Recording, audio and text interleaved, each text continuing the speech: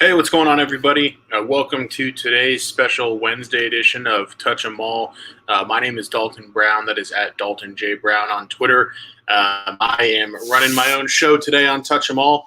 You may be hearing a little something from BC later as well, as we double up on the broadcast today potentially. Before I dive into any sort of intros or anything, we do have a game starting in 9 minutes coming up right here at 1:10 Eastern. That's going to be the Milwaukee Brewers and the Minnesota Twins.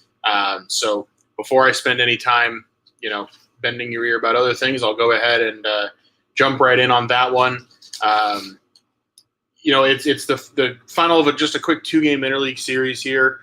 The Brewers going with not Alan Ashby, that's his dad, going with Aaron Ashby on the mound here. 4.52 ERA against Joe Ryan. Twins, small favorites here, looking at about minus 130. Brewers right around plus 110, over under 8.5. I don't have any formal bets on this game. Part of why, if you look at some of the advanced metrics, they'll tell you that Aaron Ashby is the better pitcher of the two. But if you look at their results, they very clearly favor Joe Ryan. In reality, I think these are two pretty good young pitchers. If I had to make a bet on this game, I might go first 5 innings under at a 4.5, but not quite convinced enough to do it. Especially, you look at what Aaron Ashby's done recently. He pitched to an 8.40 ERA in June, looking at a 6.23 through a couple starts in July. But like I said, his baseball savant page is really impressive across the board. He has a 3.22 expected ERA so far this season. So what that tells me, if your expected ERA is 1.3 less than your actual, a lot of bad luck probably involved in that. So that's the sense I get with Ashby. He is walking too many hitters as well. So, that kind of throws some sand in my face as far as wanting to trust a guy.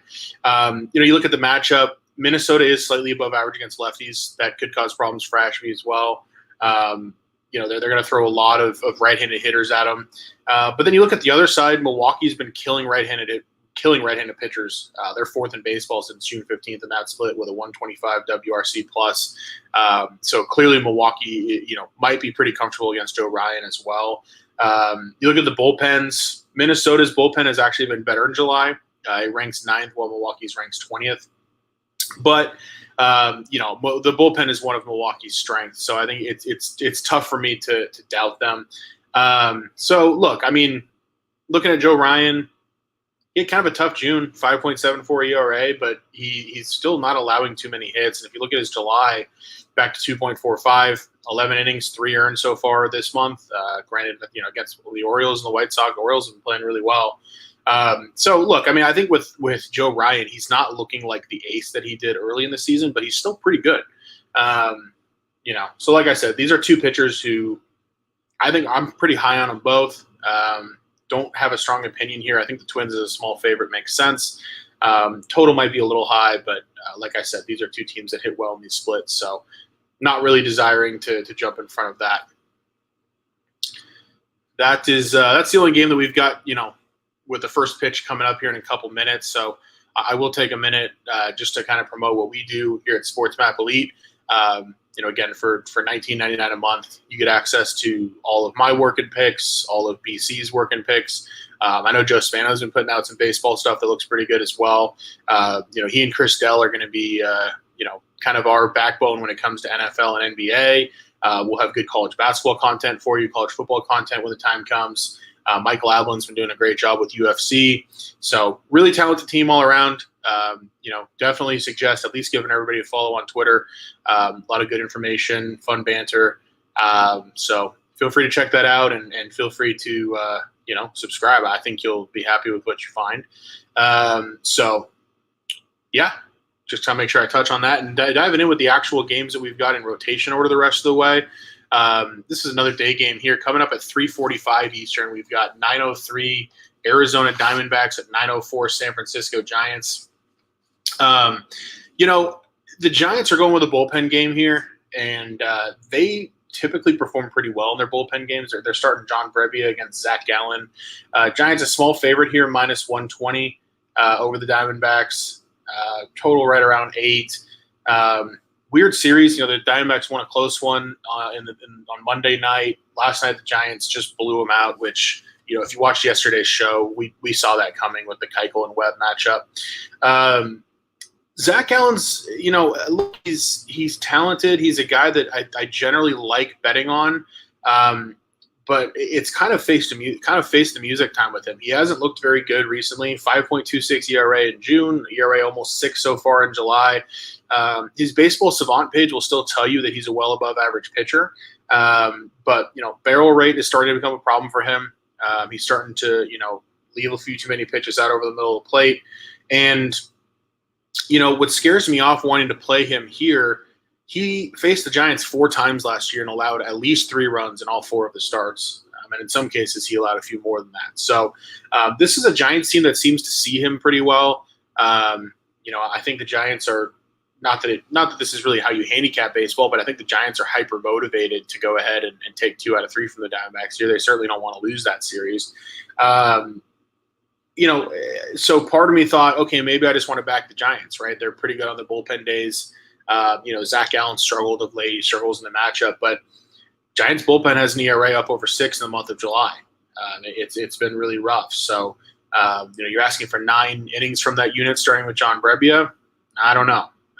So kind of a weird game. I lean on the Giants, I guess, on the money line, but I don't, look, especially we've been running pretty hot. I don't feel the need to press my luck here. So just going to stay away from Diamondbacks and Giants. Moving on, 9:05 Pirates, 9:06 Marlins. I think this is a 6:40 first pitch tonight, Eastern time from Miami. It's going to be JT Brubaker on the mound for the Pirates against Pablo Lopez for the Marlins. Looking at the pitchers here, Lopez has kind of struggled of late. He hasn't looked like the ace he did early in the season. He's allowed 4 more earned runs in 3 of his last 5 starts, posting an ERA around 5.5 in June. That being said, his 2 starts in July have been really strong on the road at Washington and the Mets. Pittsburgh hasn't seen him since 2019, so that could work in his favor as well. His season-long expected ERA of 3.79 tells me he's maybe been a little bit lucky, and also tells me that his April numbers are really sort of propping up his stats a little bit. So I'm actually not terribly high on Pablo Lopez right now, and I think you can make an argument that he's got some negative regression coming his way as well. Looking at the other side of it, JT Brubaker, not much better. He's allowed 3 to 5 earned runs in 6 of his last 7 starts. ERA around 4.5 in June. I mean, whatever. His Baseball Savant page looks a lot like Pablo Lopez's. It's kind of average, kind of down the middle, not a lot to make of it. 3.95 expected ERA. So, he actually is technically due a little bit of positive regression, but neither one of these guys has looked that great. So I actually make the pitching matchup here a bit of a wash. So you look at some other factors. Against righties, Pittsburgh's actually been a fair amount better than Miami has since the middle of June. Pittsburgh's 11th in WRC+, Miami 25th. But Miami's bullpen has been a lot better than Pittsburgh's. Miami's bullpen ranks 11th, Pittsburgh 27th in the month of July. I think Pittsburgh might be worth a shot on the first 5 here. I could see maybe going Pittsburgh run line plus half a run. I'd have to take a look and see what that comes in at, as of right now. But I could see taking a shot with Brubaker here, and sort of as a fade of Lopez, especially Pittsburgh's been playing better. Yeah, you see, I'm seeing Pittsburgh at plus half a run, first 5, even money. I think that might be worth half a unit. I'm going to sit here and maybe noodle on playing that. I'll tweet it out if I do. But I don't know. It's tough to trust really either one of these guys or either one of these teams right now. Next game down the board, I do have a play on this game. The Dodgers and the Cardinals. It's going to be Tony Gonsolin and Adam Wainwright going at it. Pretty good pitching matchup. Dodgers, moderate favorite here. I'm showing them about minus 150. Showing the Cardinals at home plus 135. Total sitting around 8. Great ball game last night between these two. Cardinals ended up winning the game 7-6. St. Louis, to me, a lot of the reason that they found a way to win the game is that they used their higher leverage relievers more effectively than the Dodgers did. But, they went out, got out to a 6-1 lead. Dodgers clawed back, hit the ball well. We got it to 6-5. Cardinals added a little insurance. Dodgers couldn't quite finish it out. So, really a great ball game. But tonight should be a little bit more of a pitcher's duel, I think. Mitch White last night, I thought he actually looked okay. St. Louis did a good job of getting after some pretty good pitches. But, I think you look at Wainwright, kind of up and down results of late, but he did pitch well against the Dodgers last year and mostly has throughout his career. He actually pitched into the ninth against the Dodgers last year before they got to him, and he ended up giving up 4 runs. But I think if you actually watch the game, he pitched a bit better than that. And he's tough at home. His whole career, his splits at home have been, really leaning that way. He's 2.21 ERA at Busch Stadium this year, so it's continued. He's going to be in the strike zone. He has given up a little more hard contact this year than you'd like, but he's just a wily guy. I think he's not going to put the Dodgers on base. The Dodgers obviously are a really disciplined team. They're not going to be able to take advantage of him quite as much in that area. And then you look at the other side with Tony Gonsolin. I mean, sub-2 ERA every month of the season. It's really impressive, the level of consistency that he's shown. Even in his last start, he wasn't sharp early in that game against the Cubs. Still ended up battling through 7 innings, only allowing 2 runs. He's allowed 2 runs or less in every single start he's made this entire season. And he's really started to pitch deeper into games too. So, I think Tony Gonsolin is an ace at this point. So I look at this game, I'm a little worried about how both lineups seem to be clicking yesterday, but I like the first 5 innings. Excuse me. I like the first 5 innings under 4.5 runs. I think the real danger would be if the Dodgers just get after Adam Wainwright, but I think it's less likely than it is likely that they do that. So I think the game stays pretty low scoring early. You can get first 5 under 4.5, right around minus 120. I think that's worth a shot. So that's a bet that I'll be on today.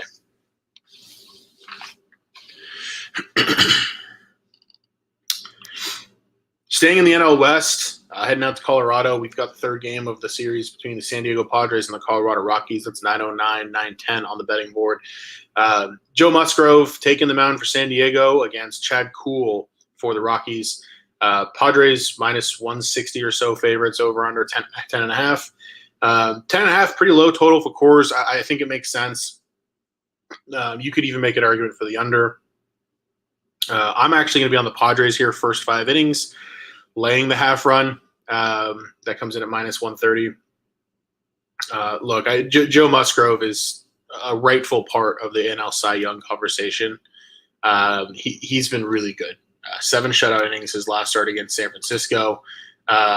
It sort of reversed the little mini skid that he had going, against the Phillies and Dodgers. He did face the Rockies already on June 10th, 6 shutout innings. He faced the Rockies 3 times last year, 18 innings, 1 run. So, I mean, he's been on a run of dominance against that lineup. He hasn't faced them at Coors since joining the Padres, which is a little weird, but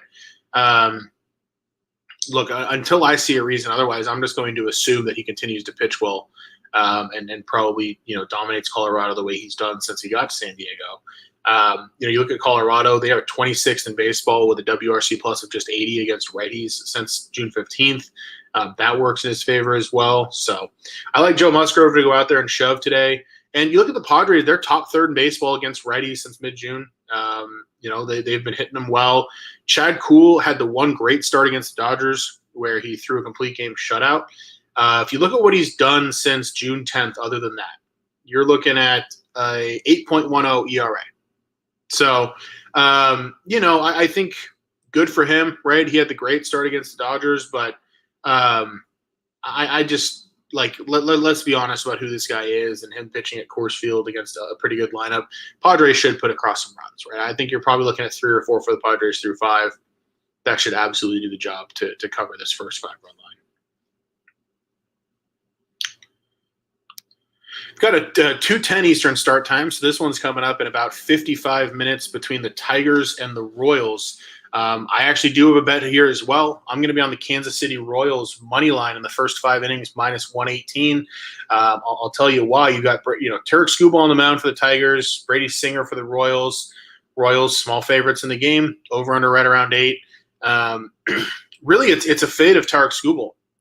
He was looking like an ace early in the season, and he's completely lost his form. You look at what he's done recently. 7.0 ERA since June 7th. He just faced the Royals on July 3rd, got through 4 2/3 innings while allowing 5 runs. Tigers are pretty darn good. Or excuse me, the Royals are pretty okay against lefties.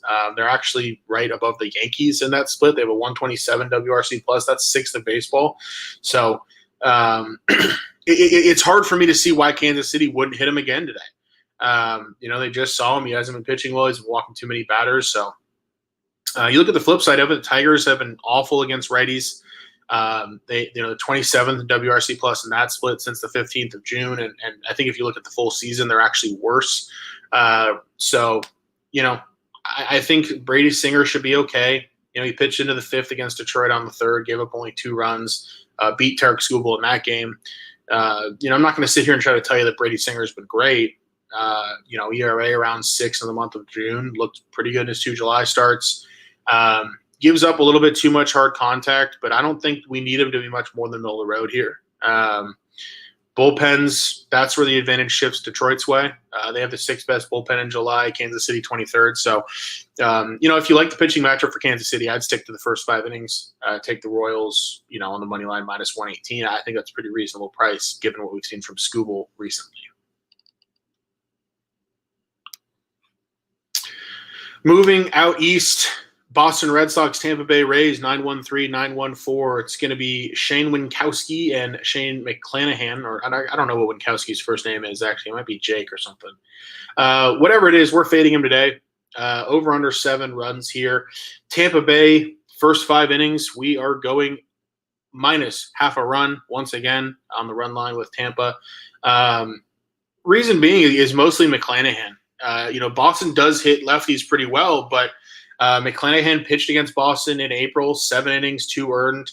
And you look at the numbers with him. We talked about with Tony Gonsolin how valuable it is to have a guy who's consistent month to month. McClanahan, 1.15 in May, 1.36 in June, 1.38 in July.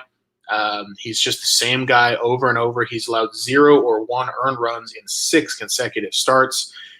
He hasn't allowed more than 2 earned runs in a game since April. He's only had that happen twice in his 17 starts this year. He is 90-plus percentile in Baseball Savant in virtually every category. He is an absolute Cy Young contender in the American League. This is a guy who you want to be backing against basically anyone. And on the flip side with Winkowski, he's fine. Doesn't really get anybody to swing and miss. Pretty average contact profile, expected ERA around 4, so maybe he has some positive regression coming his way. But he was lit up by the Yankees in his last start. The reason I really doubt the positive regression, a lot of his good numbers this year came in his first 5 starts, which were against Baltimore, Oakland, Detroit, Cleveland, and the Cubs. So I think there's a lot of smoke and mirrors there. He finally ran into a good team with the Yankees and got lit up. Tampa's another tough matchup. They're 8th in baseball against righties in WRC plus since June 15th, and they've won the first 2 games of the series. So Tampa, I think you're right in the hot hand here. They have the much better pitcher on the mound. So keeping it simple, Tampa, first 5 innings, minus half a run. That came in at minus 115 for me. I posted that last night. It's still available at minus 130. I would still play it at minus 130, probably not much beyond that. 915 Chicago White Sox at 916 Cleveland Guardians. This is going to be Lucas Giolito and Aaron Savale doing battle in Cleveland. Over under 8.5. Game right around a pick 'em. I'm showing White Sox minus 113, Guardians minus 107, at least as of last night. Giolito, the last couple starts I've been fading him because he started to look like the Giolito from the Washington Nationals back in the day, but he has looked a little better. Detroit killed him in his last start, but he looked great at San Francisco. 7 innings, 1 run against Cleveland back in May, so that's a decent sign for what you might expect from him today. Obviously, there's a lot of talent there with Giolito. His last 3 starts, definitely an upward trend. He's just a guy that's really hard for me to trust. Good strikeout percentage, but otherwise his baseball savant page is pretty terrible. He walks way too many hitters. So when he's at his best, he's really good. I just don't trust him to be at his best very often. On the other side with Civale, he's almost the opposite, where he's a strike thrower. He's low variance, but he's just not all that talented. He's had a really rough year so far this year. Obviously, that 6.28 ERA sticks out. He has trended up though. He's made 4 starts since returning from the IL, and he's got 4.10 ERA in those starts. Still a pretty high batting average against, though. Teams are still swinging it pretty okay. He like I said, he limits walks, but he just gets hit really hard. Looking at career numbers, sometimes when you get guys like this where they're divisional pitchers, they face the other team a ton. One of the most valuable things you can do is look at their career splits against that opponent. Giolito for his career against Cleveland, 4-3 with a 1.93. Civale for his career against the White Sox, 4-3 with a 5.71. So pretty big difference there. White Sox bullpen has also been better in July. Both teams have actually hit righties pretty okay recently. I lean to the White Sox here. I think they should be a bit of a favorite. I'd probably make them minus 125. Another one of those games that I'm kind of on the fence about maybe playing. I'm not sure if it reaches the threshold for me. If I do play it, you'll see it on my Twitter account by the end of the day. Just keep plugging that and see if anybody wants to toss me a follow. So continuing down the board, Oakland and Texas, got the A's and the Rangers, 9-1-7, 9-1-8 from Globe Life Field in Arlington here. This series has been really weird. There have been 39 runs scored in the first 2 games, 10-8 Texas on Monday, 14-7 Oakland in extra innings yesterday. So it's not really what you expect from these 2 teams, nor is it really what you expect from that ballpark. Again, today you got Paul Blackburn on the mound.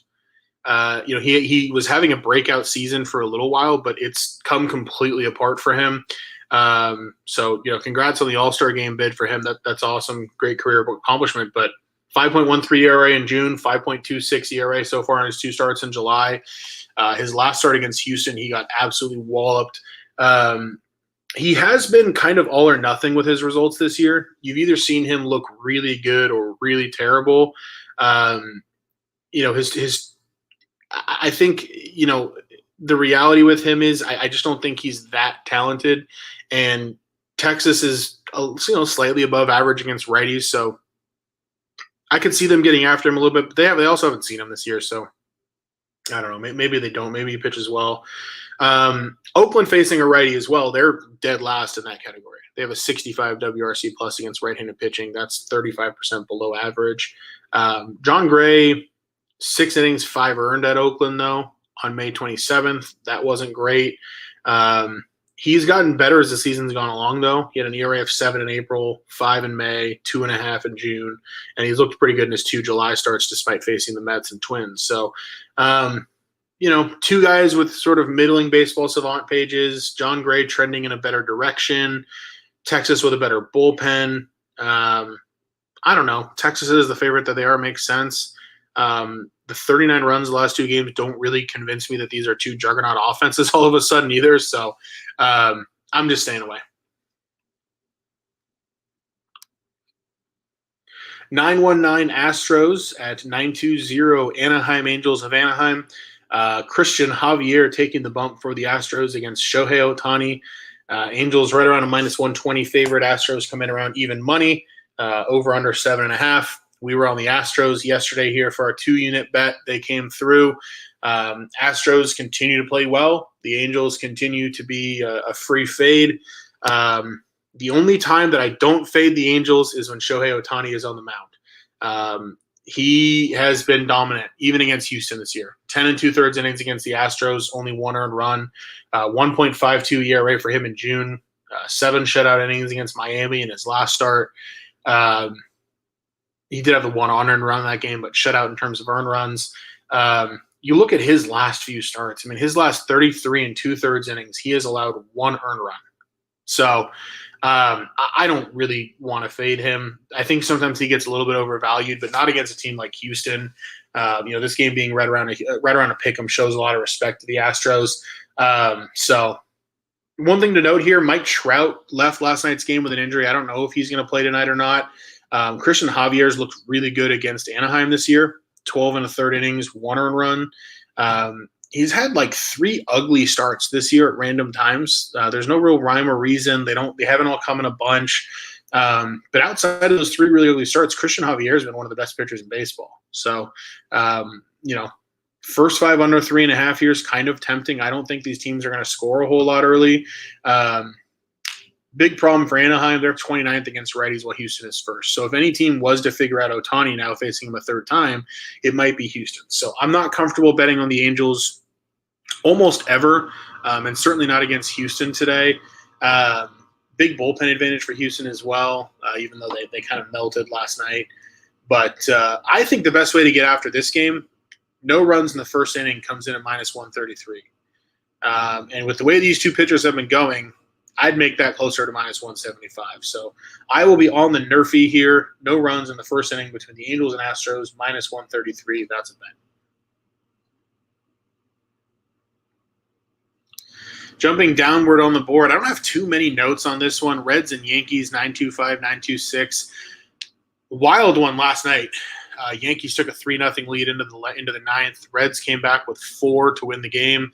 Yankees have now lost 3 in a row. I'm not sure if they have done that yet this season. It's tough, man. I mean, Yankees are a minus 320 favorite here. Reds plus 265. Even if you wanted the Yankees on the run line, you're still paying minus 160 to get a minus 1.5. Over under 9 here. I think Yankees as a huge favorite makes some sense. Mike Minor has looked a little better in July, but he's still not good. He's having a really terrible season. He's up close to 7 on the ERA. The Yankees are 7th against lefties since June 15th. They should handle him with ease. He's followed in by the worst bullpen in baseball, save maybe Oakland. So Yankees should score plenty. I was hoping to get Yankees team total over 4.5. That dream did not come true. They're at 5.5. So once again, I'm passing there. Luis Severino has been really consistent. Not a whole lot to note there. I mean, the Savant page reflects it. His results have been consistent. What you see is what you get with him. That 3.11 ERA is about right to how he's actually performed. So not a terribly complicated handicap here. Yankees should win the game. I'm not comfortable with the price. Last couple games on the board here, 927 Philadelphia Phillies at 928 Toronto Blue Jays. This is going to be Zach Wheeler and Ross Stripling. This is one more game where I am on no runs in the first inning. Zach Wheeler has been excellent across the board. His Baseball Savant page reflects that. He has a 1.69 ERA in first innings this year. He is coming off 14 straight shutout innings over 2 starts against St. Louis. He posted a 1.65 ERA in May and a 2.43 in June. Hasn't given up a run in July. So really good so far this year. Slightly better at home, but this isn't a Toronto team that's exactly running hot. Maybe they come out with their hair on fire with a new coach today, but I don't know, man. I think no runs first innings is the way to look here. Ross Stripling has been pretty good first innings as well.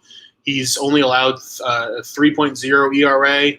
He allows a run about a third of the time in the first inning. So you combine these two, I think you've got a roughly 40% chance, maybe 35% chance of a run getting scored in the first inning. So minus 120 has a little bit of value.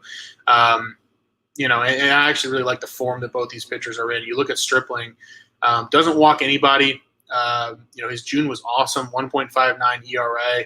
So, I think he should be pretty okay tonight. The Phillies do hit right, or the Phillies, they don't hit righties quite as well as they hit lefties. So there's something to that. They're 23rd against righties since June 15th with a WRC plus of 90.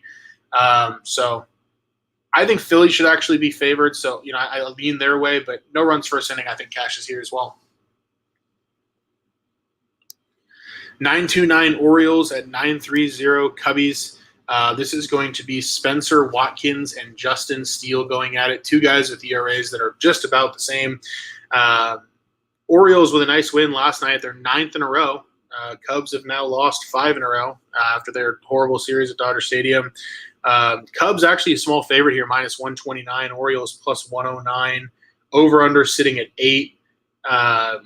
You know, I see the Orioles as an underdog here, and I just really want to play them, but I don't think it's the right thing to do here. Justin Steele's been really good for the Cubbies.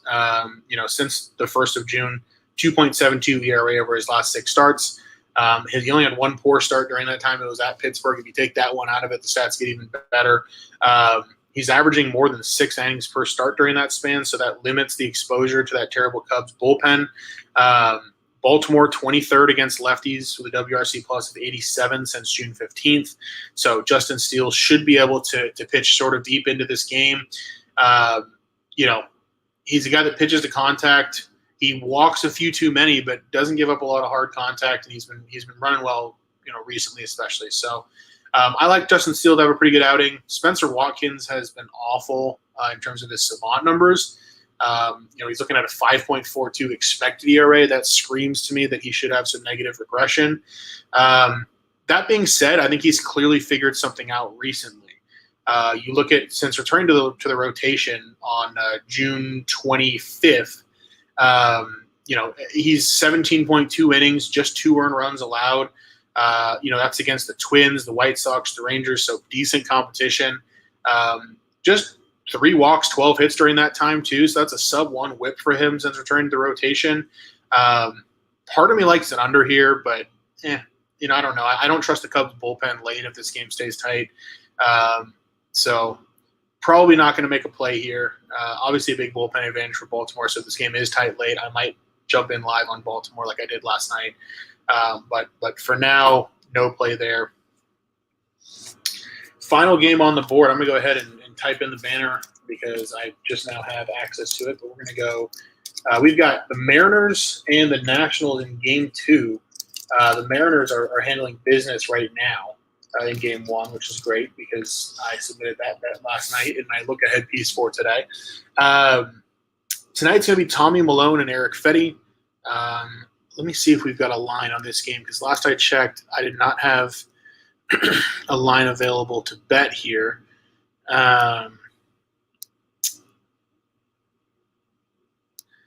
Yeah, I still don't have anything. So hard to give out a pick when I don't have lines. But I'll give you some notes on the game anyway. You know, you look at Eric Fetty, results for him have been all over the map for Washington. Absolutely crushed by Atlanta in his last start. They've killed him his whole career. You know, 8 earned runs in 3 innings. Before then, though, he had only allowed 4 runs in his previous 17 innings. So I don't know. I mean, he looks okay. Some of the time looks terrible. Other times, Seattle's not really hitting righties well, but as a team, they're really hot. They've won 8 in a row. So we'll see. Not a whole lot to go off of with Tommy Milone. He hasn't pitched very much this year, mostly out of the pen. So he'll probably go 2 to 3 innings, and then it'll be a bullpen game from there. What the state of that Mariners bullpen looks like, we won't know really until the game they're currently playing ends. It is worth noting if the Mariners hold on, that's 9 straight wins for the Mariners and 11 out of 12 losses for the Nationals. Mariners bullpen's been lights out, 1.27 in July. Nationals bullpen well below average. So, you know, I think if I'm dealt a pick, I'm going to be on the Mariners. I'll tell you that. So we'll see what happens.